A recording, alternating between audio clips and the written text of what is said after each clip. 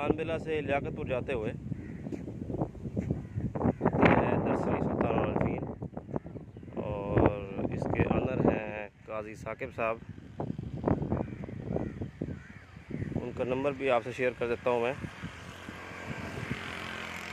यहाँ पर माशाल्लाह हर तरह के प्लांट जो कि घर में डेकोरेशन के लिए, ऑक्सीजन के लिए, और फूल हो गए, दरख्त हो गए, यहाँ पर मौजूद हैं।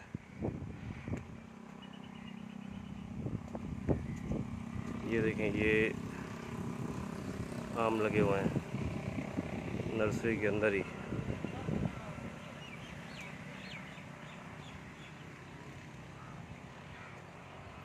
गमले भी इनके पास अवेलेबल हैं।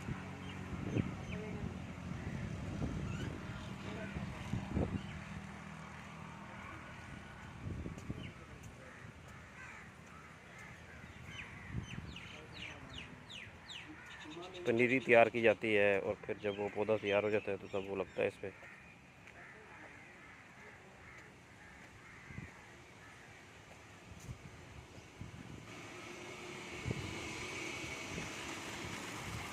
ये सोलर सिस्टम इनका इस रूम की छत पर इंस्टॉल हुआ है।